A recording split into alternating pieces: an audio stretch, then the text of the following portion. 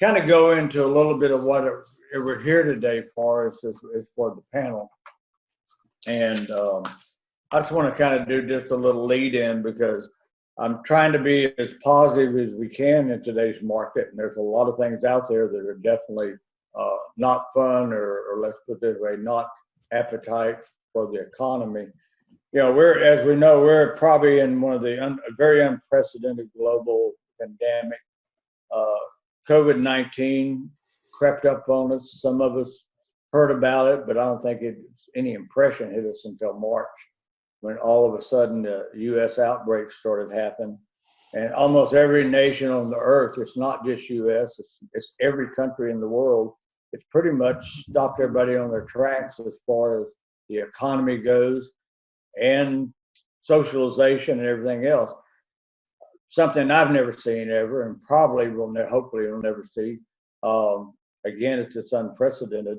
You know, more people have died from COVID-19 in the United States than Italy or China. Despite being locked down as we are, we just got a very large population. And as you know, there's no current vaccine now, so we're looking at some progress in treatment, which is very, very positive.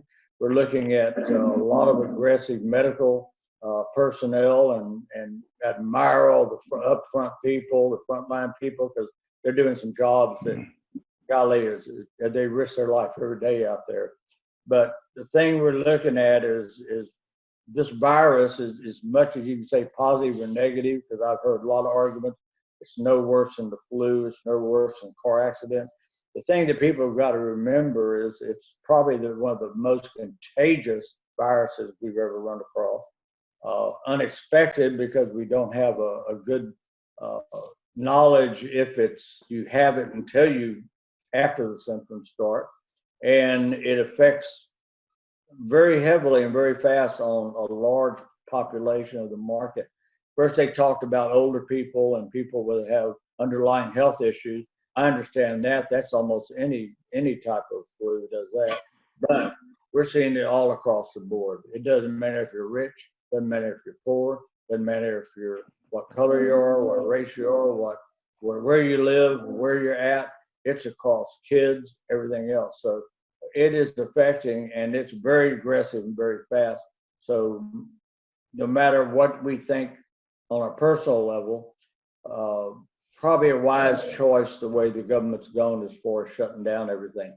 The golly, that shutting down has really, really, really affected our economy, as you well know. As today, we have 706,830 cases reported in the United States, 37,086 deaths. We don't know if we're peaked, but we're plateauing in certain areas. How many weeks it'll take to get to a level where the states start opening up everything, but I think we're going to start seeing that happening a little more after next week or two. Hopefully it's at a point it's not premature, but we will definitely be facing an economy that we've never seen before. It's not like 2008 where the financial and the real estate market and the sub-markets collapsed the economy. This is mainly because we don't work, we don't have people out there, we don't have people spending money because of what we've had to do because of this virus. You know, they're saying this is one of the things the economic times has stopped and financial time keeps on going. You know, we have to stop working, but your bills come in, your mortgages are due, all these things are due. So it's causing a lot of stress for everybody. It's going to affect us. Hopefully we'll get over the apex of the virus real soon, but the economy is going to take a while to get back in shape. Hopefully we can do it fast. We're a strong country, strong nation. We're all entrepreneurs. We know what it takes to fight. If the rest of the country does that and fights hard, I think we're going to be very successful and come out real good. And again, with real estate investing, every bad time gives us a lot of opportunities. Sad, but it is a true thing. But we're looking at some questions that we need to look at as investors.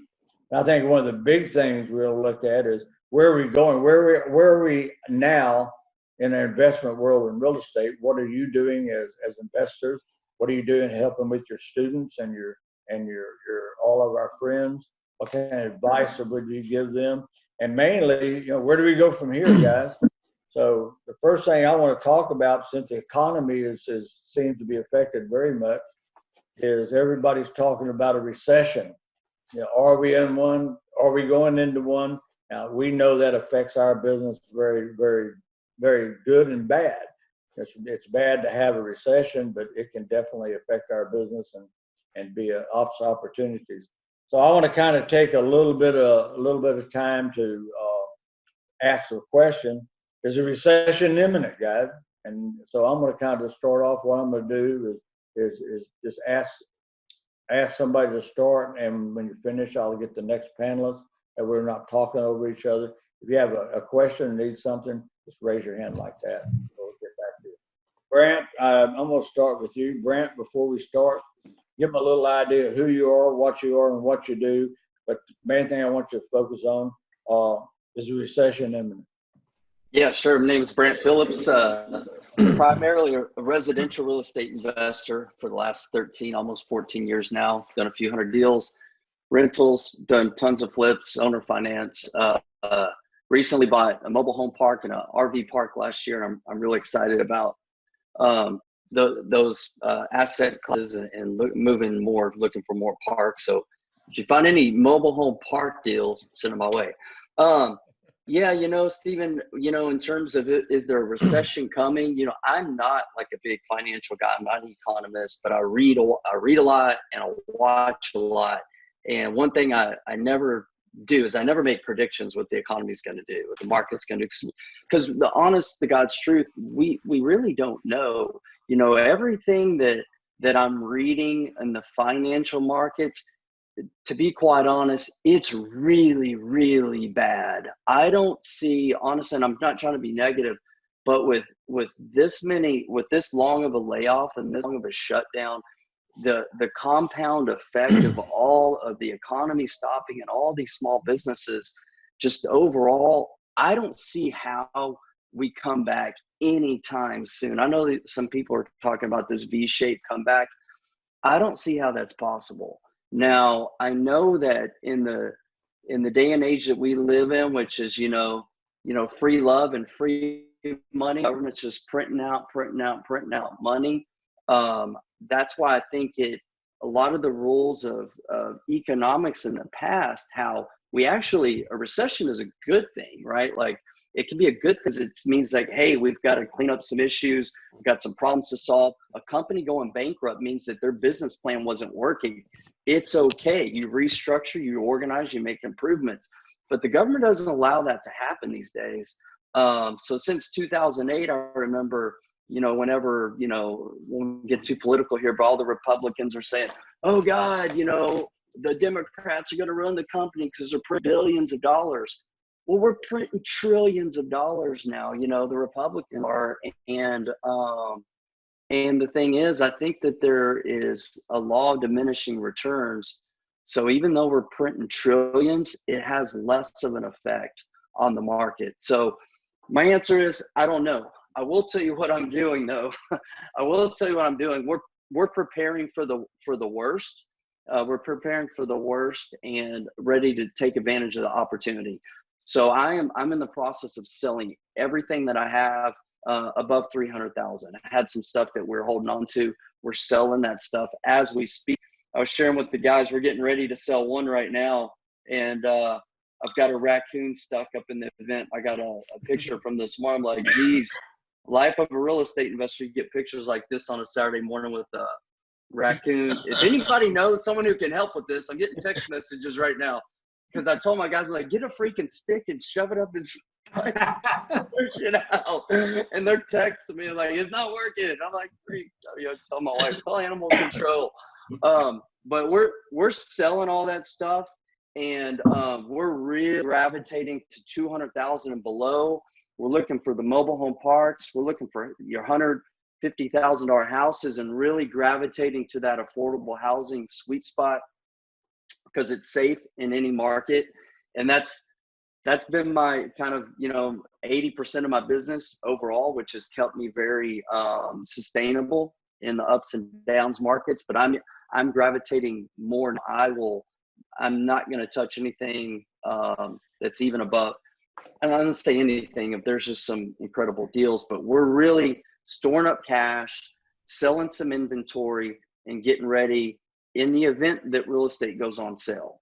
Because I guess they could prop it up and it not, be the buying opportunity some of us hope for. But in case it is, that's what we're planning on. I don't do a lot of commercials, so I don't, that market scares the heck out of me. I did buy my first commercial property about a month ago. So how's timing for that?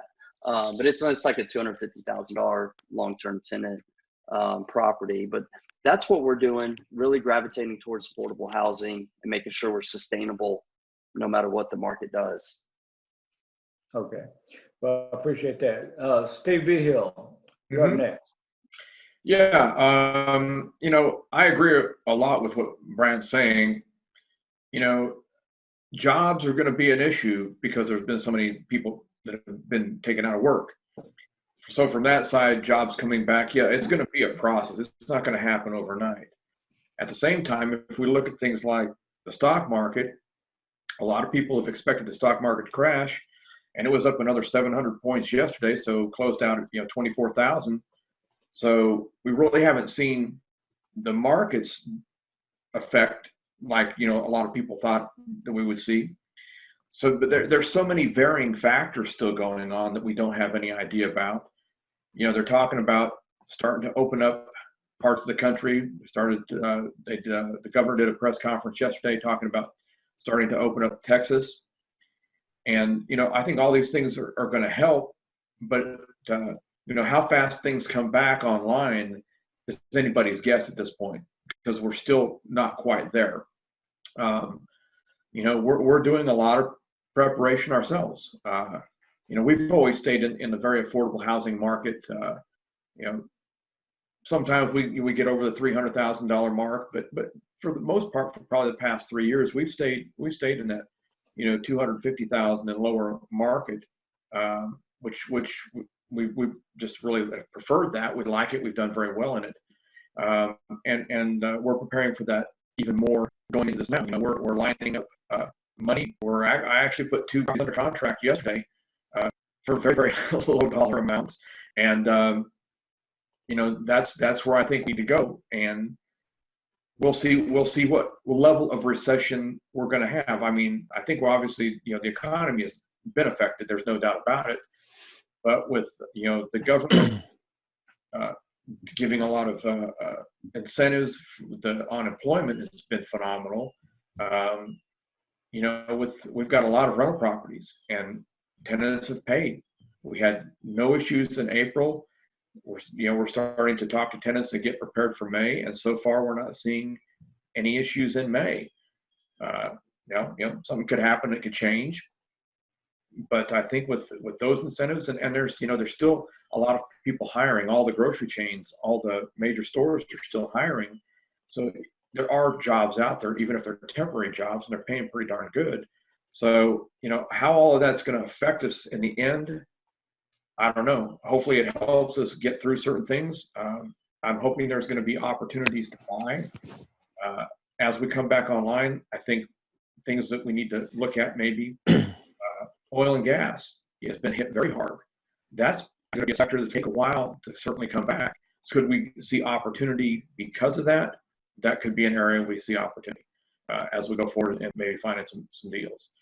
But my crystal ball is broken, and that's about what I have one, huh? So yeah, that's pretty much how I feel about it. Gabe, introduce yourself real quick, and same question. Yeah. Hey guys, what's up? So Gabe, Vertical House Buyers. We do a ton of real estate on the residential side, kind of like some of the other guys here. We stay really on the low key end, affordable housing end. We do some upper end on the flips. And we also run a networking group called the North Houston Real Estate Investors. And so we do a lot of stuff in North Houston, Montgomery County, some.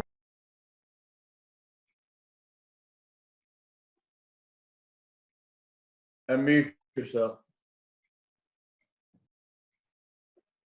So I'm pretty positive on my outlook on most of the stuff because I think you have to be. And I don't want to discredit anything that's really happened and be the Chicken Little guy either. So and it's a tough thing. I think for all of us, whoever we talk to, it's you kind of have to check the water, say, hey, how are you doing first? See what their feedback is, and then kind of move in that direction, because we don't know if somebody in their family has been sick, they're going through some financial issues, whatever it might be. I mean, there's a ton of things going on right now that's way different than anything we've ever done before, because we have to take into consideration that people weren't dying in 2008 from the crash, right? The banks weren't going on, weren't doing anything like that. 2001, people weren't dying because of what was happening. This is specifically because people are getting sick, and it's dangerous, and they're dying. That's a big issue, and it messes with people's thoughts and their minds, definitely all of ours also. So I think that leading factor, and again, I don't predict the future that much, but from what I've been seeing, it looks like it's going to be more of a W-shape comeback, where it comes up a little bit and we see some correction, and then it comes back down a little bit. And then I think we're going to keep on doing that for a while until we all get an idea, until the market gets an idea of what's going to happen. The coolest thing that I've heard, and I heard this yesterday, we're at a closing, and one of the guys there, we were talking about this podcast we're listening to. And there's a buyer's market, and then there's a seller's market, and then there's a professionals market. And right now, real estate investing and real estate in general, we're dealing with the professionals market. We're not dealing with buyers a lot. We're not dealing with sellers a lot. You want to be talking to people that are the professionals. And that's why we're seeing some of the wholesalers that were around that didn't have their feet stable yet, or didn't have a good foundation, even with investment companies that were just getting involved and trying to figure out how to make all the stuff work. We've been running into the thing where they'll come with us, and I'll say, look, we have a good foundation. We can just help you grow through this. Don't overstretch yourself, though. So I think it's pretty profound for us in our company of realizing this is an opportunity for those who have good foundation, a good business model, good morally, ethically. Like, we care for the people that we're working with. AC was saying, he had some tenants that had some stuff that he's really caring for the tenants. The house is an issue, but what about the tenants? What about the people? And so that's where we need to be really pushing forward, is realizing that we got to humanize what we're doing. I think this is the coolest thing for people who do good business. And the reason why is it's taking the greed of how people see business, and it's humanizing it. It's taking the person who looks at a real estate investor and says, hey, you're just trying to find a good deal. And now, if you don't have good relational skills, if you don't have skills to really care about the process, you're not going to be in business as long, because people are not going to want to do business with you over this transition, because you have to be very sensitive to what's happening in their lives, how to navigate that, how to help them. And then also with some of the other investment stuff that we're doing. So we're getting and doing like mobile home parks, RV parks, stuff like that. And we have to be sensitive to what's going on there, because that's a wider range of people we're dealing with. And now we have to go and pinpoint, okay, how is that person? So even with our tenants, and I think everybody here went through the list of your tenants of saying, how are they doing? How is their family? Good. How is their job position? Can we help them in any way? So we've had everyone pay up so far, but there has been some tenants that are like, hey, I might need some help in the coming if this keeps up. And so I'm sending them, unemployment things. I'm sending them extra things to help them move forward, and looking at some of their skill sets, because I don't want to see people crash and burn out of this thing. As far as the business side though, Steve, I think this is a really good opportunity for people to, kind of like Brant said, tighten the belt, pull out any extra expenses that you had when people are in a good time and we're doing well, which we just literally just came out of that. We have a misunderstanding of how we spend our funds and how we spend our money, and that this will go on for forever. So I think this is an opportunity for you to tighten your belt, all right, and really niche down on your business, figure out what you're good at. If you got to pivot, cool, pivot. But if you got to raise money somehow, some way, if you got to go to the bank and get some extra cash, and we don't know if this is going to last another 30 days to 60 days of it really taking a beating, then go grab that money. You know, you really have to think far down the line of saying, if it lasts longer than 15 days or 30 days or 60 days, what does this mean? And so what we've seen from before is that if they weren't prepared, they were out of business, right? And so that's kind of the deal. If they didn't have any extra cash or any extra places, so I think we're going to come out of this place seeing that either some of these companies are not going to be around, like restaurants and stuff, or we're going to see people come out with a lot more debt and debt heavy, but they're able to sustain through. If they didn't have that cash, they're able to push through, but they might have a little bit more debt coming out of this thing when it's all done, or whenever they're back in operation 100%. Appreciate it. AC Ramos, you're very active. I'd like to introduce yourself real quick, and same question. Are we in a recession, heading for a recession? What's your opinion? Hi guys, my name is AC Ramos, real estate Jedi. No, I do think obviously we're touching on a recession. We're maybe in the beginning parts now. Is it going to be long-lived? I don't see this being a long-lived thing, because the virus will come and go, right? We're going to figure out what's going on with the virus. The other issues are, the oil market, I think, is more of an impact, for us, especially in Houston. But that being said, being in Houston, we're in one of the best markets probably the best market in the United States, so I think it's going to be a little bit different for us. I have seen leads slow down a little bit as far as new leads, but I've seen motivation coming up from, of course, I haven't been like amping up my marketing yet. I'm about to, but I have seen motivation from sellers that we were talking to a month ago and 2 months ago and 3 months ago, that now their motivation has changed, and some are willing, that they were looking for 130 2 months ago. They're willing to take 80 now. And I have had to renegotiate some of our wholesale deals. So I'm seeing that the buyers are still buying. Buyers are still active, some of them.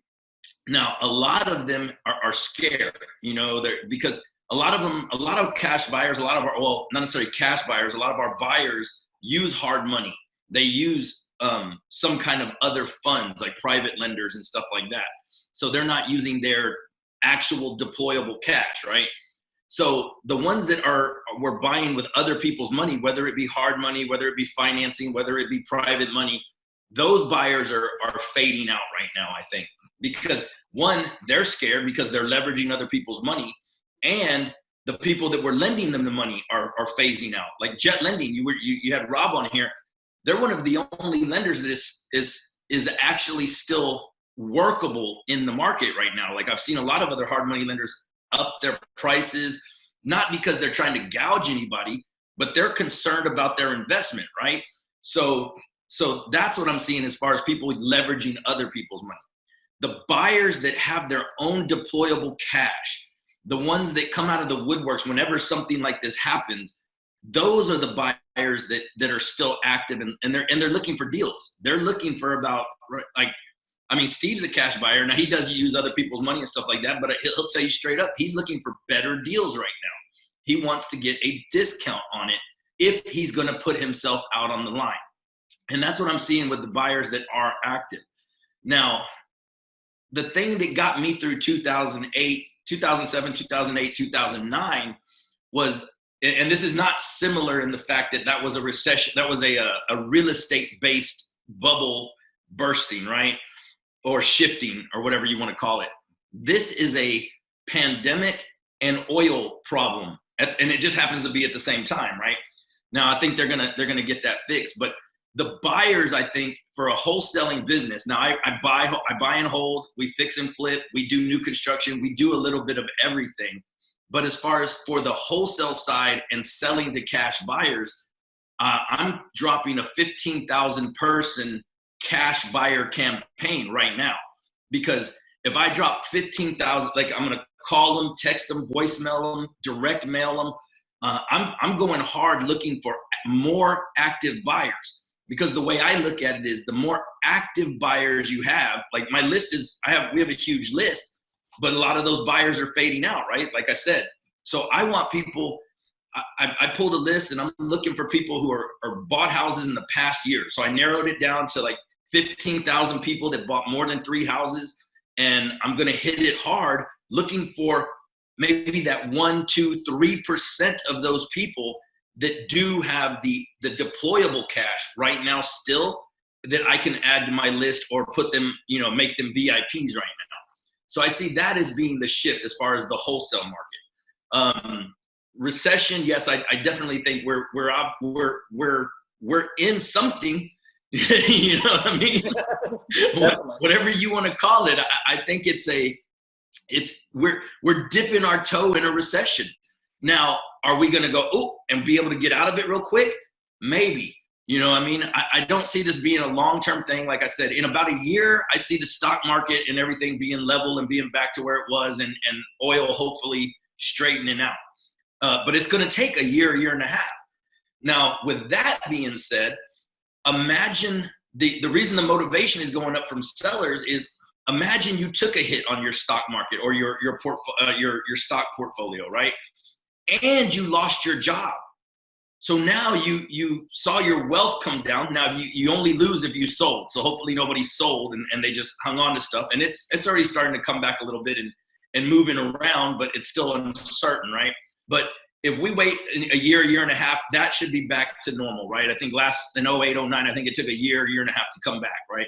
So same thing. I don't see it being a long 3, 4, 5 year thing. I don't see a depression, right? I don't see that coming, but I'm not Nostradamus either. So, but I don't see it being a long term. I see it like that. Now, as far as the motivation of the sellers, maybe they took a hit in the stock market and they lost their income. Now, those landlords that were accidental landlords that got a house through a divorce or inherited a house or something like that, and maybe they weren't the best managers of those properties, those are going to be the motivated sellers right now, because they're not used to managing. You know what I mean? And maybe they had a tenant that they weren't cash flowing a lot of money on the property or something, and sometimes the tenant was late or whatever the case may be, and they had a job and they had, they looked at their stocks and they're like, okay, I got my wealth, and they were okay. Now they're like, oh man, I don't have my wealth. These people aren't paying me on time. I wasn't making a lot of money anyway, and now I don't even have a job to sustain myself. So I think that's why the motivation in the sellers is going to go up. So I do anticipate being able to pick up more deals now, and I'm ready in my team for that. We're putting together campaigns to follow-up campaigns for our database, because we have thousands and thousands of leads in our database from years of marketing, right? And I think that's going to pay off for us, and we're going to be able to squeeze a lot out of that. And we're going to hit new marketing to start trying to drum up more leads. But it does no good if you don't have those buyers ready to go. And if you're counting on the same buyers that were there before, the fix and flippers, I don't think you're going to be able to move your properties to them, and not for as much. And we've actually had to go back and we are going back and renegotiating contracts. We had one property, we had a buyer at 135 ready to pull the trigger. Lockdown happened that week. They like, hang on, I don't know. They got scared. They're willing to pay 125. We have the contract, or we had the contract at 125. So we were going to make a $10,000 assignment. Now they're willing to pay what we got it for. We're going back and renegotiating that contract. We're trying to get it for 100, but I think we're going to get it for anywhere from 100 to 110. So we'll still make 15. We may make more. You know what I mean? We may end up making more money on that deal, but we have to go back and renegotiate, because there's another buyer who's willing and able to pull that trigger, but they want more of a discount, right? So that's what I'm seeing in the market right there. I do think we're dipping our toe in a recession, just because, it's something. I don't know what you want to call it, but it smells like a recession. You know what I mean? And hopefully it's not going to last long and we'll get out of it. And like I said, bounce back. but there's something going on, and I would think we're touching our toe in it, and we have to be prepared for that. You know, luckily we on our buy and holds, we're picking up a 4-house package right now. We only have like 11 doors right now, but we're adding a 4-house package. We're looking at another 7-house and 13-house package of duplexes and stuff like that. So our price per unit, price per door is really good. And even the single family houses we're looking at, like we're looking at one in Sharpstown right now that we were gonna wholesale. The buyer's falling out of that one too. And we're like, man, it's a really good deal, especially for the price. We were gonna make like $20,000 on the assignment. So if we buy it at our acquisition person, we'll be in it at a great price. And it's a $220 house, but we got it for like $130.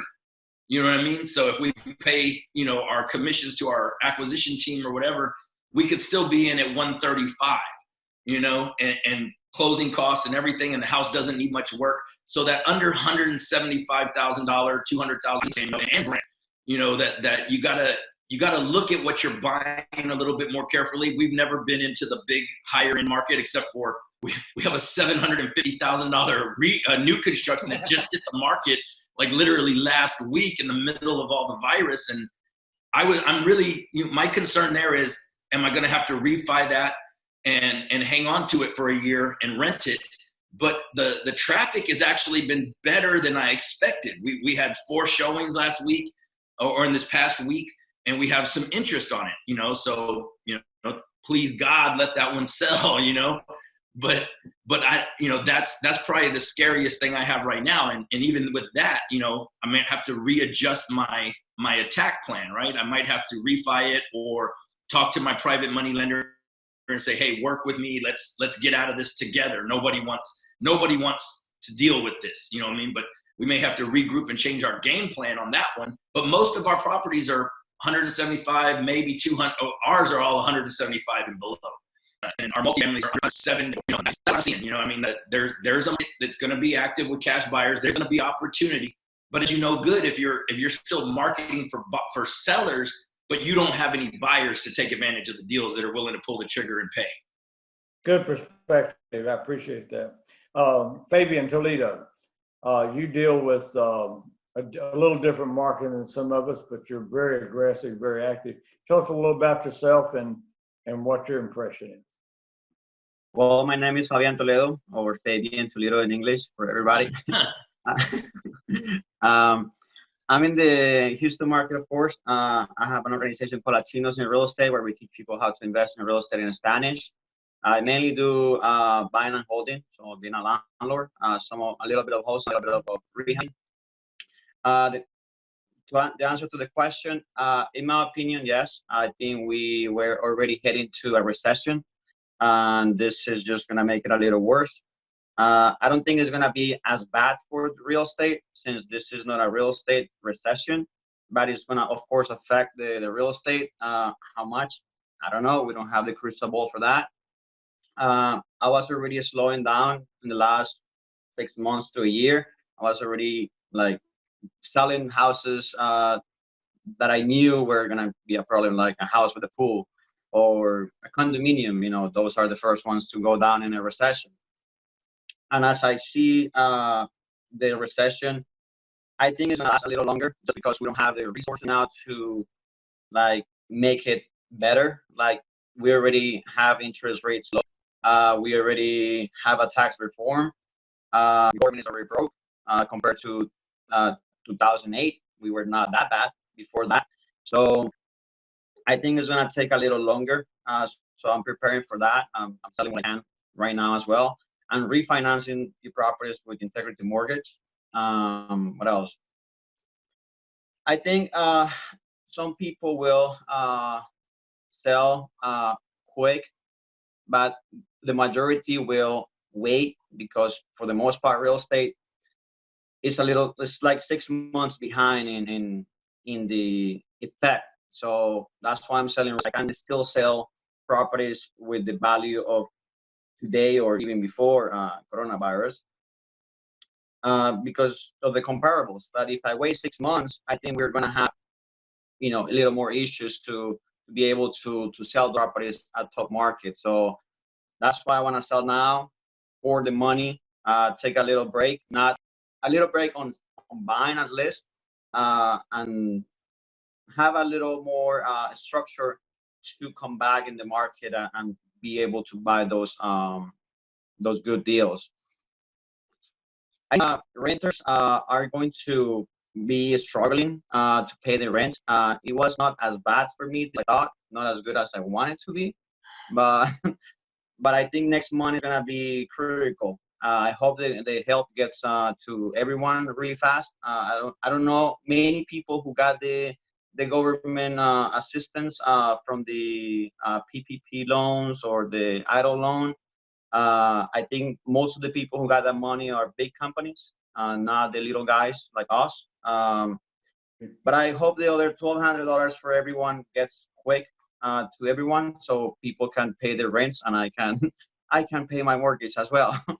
um, so yes, I see a recession coming for sure. Rick Russell with Russ Corp. Last but not least, we've been talking about a lot about this. So, what's your opinion on are we in recession or not? I guess we have to kind of look at it this way. What is a recession first? A recession, is defined as 2 quarters with the gross domestic product being reduced. So are we in a recession? Well, not yet. I mean, not functionally. The first quarter, yeah, we had about a 5% drop in GDP. This quarter, it's anticipated just because of the last 3 weeks of what's been going on that we most definitely will be in one. However, we won't know until those figures come out sometime later in the year. But the probability is that, yeah, I mean, I think we probably will be. Maybe we are now. We just don't know exactly. Every economist that I've been reading about, every investment bank that you're reading, their little prospectus is coming out. They're really thinking global recession, and I think that's where the differentiation is it's not just a U.S. recession. It's a recession around the world. This pandemic didn't hit just the United States. It hit everyone on the globe, and that's where the problem is. It's not, can America jump back and get back? Yeah, I think America, this is land of opportunity, guys. This is why most of our parents, grandparents, and great grandparents got here. We had an opportunity. There's a lot of things we can do here. If you can't do it in the U.S., you can't do it anywhere, right? Well, look, I think the issues are we have to worry about what's going on in China. We have to worry about what's going on in Europe. We have to worry about what's going on around the world. Can they get back and start making, productivity again, being productive?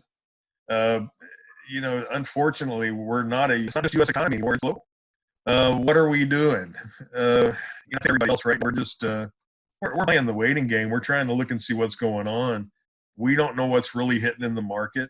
The real estate market's changing, obviously, but it does that all the time. The market's a cycle. The cycle we're on is pretty obvious, I think, to most of us that have been doing this a while. We're on the downside of the market now. But when is it going to hit bottom? When is it going to start going up? Those are the questions. We're just trying to play it smart. We're sitting back, watching what's going on. We're taking care of what we have in house. It's, guys, right now, if you don't do anything else, just get your house in order. Get your personal life, get your personal financials. Make sure you are ready to go whenever this thing breaks loose. And I think it definitely will. I kind of, I don't know if y'all heard me yesterday, but I started talking about some things that were really, I want to say humorous, but they're really not. If you think about it in a real, sincere thought process. I came up with what I called the triple D of real estate in Houston right now. What are we kind of seeing? and the first thing that I heard about is, there's so many people that are having to stay home, and now they're with their significant other more than they have been ever in their life. It's really causing a huge problem out there. Guys and girls out there have really not spent this much time together. So they're anticipating that there's going to be a huge increase in the amounts of divorces that are going to happen. So, guys, get ready. It's a bad thing to happen. I get it. But, look, we're looking for opportunities. It's definitely an opportunity that we can go after. The other one's not so much. Look, the thing they're talking about obviously is this is coronavirus, and it's right. It's not like the recession we had back in 2008. That was a recession based on greed. That was banks getting really greedy and going after any kind of person. If they could breathe, if you could put a mirror up to under their nose and you got a fog on it, they got financed. Look, that's what brought that recession. This one is totally different. You're right. It's a recession based on a condition, the pandemic. It's happening to everyone.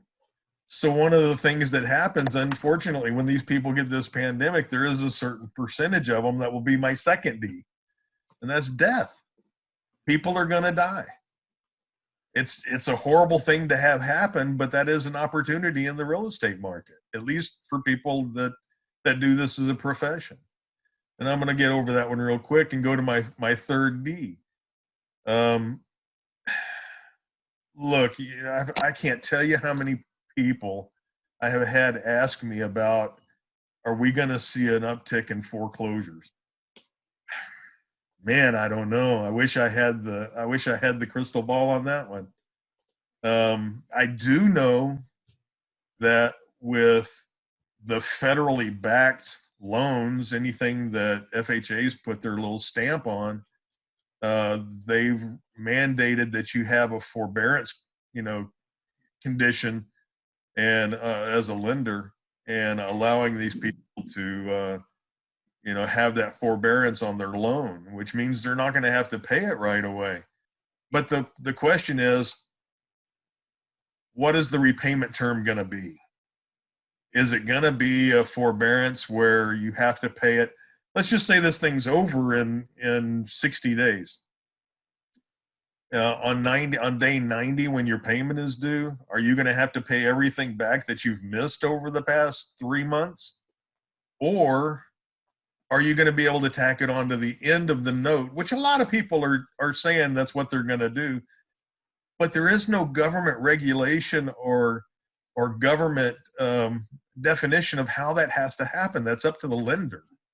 And unless you have had your lender come in and say, this is specifically what we're going to do, that's a definite question that you need to ask your lender to find out how that forbearance is going to really help you. Is it going to be a hindrance in 90 days? I have to come up with 4 months of payment and say, gee, guys, I don't have the money to pay you. If that occurs, then I think we have a chance for my third D, and that's default. And that's defaulting on loans. I think we're going to see some of it. I don't know how prevalent it'll be at this point. I guess time is going to tell us. But this economy is going to ramp up quick on one side and I think slower on the other.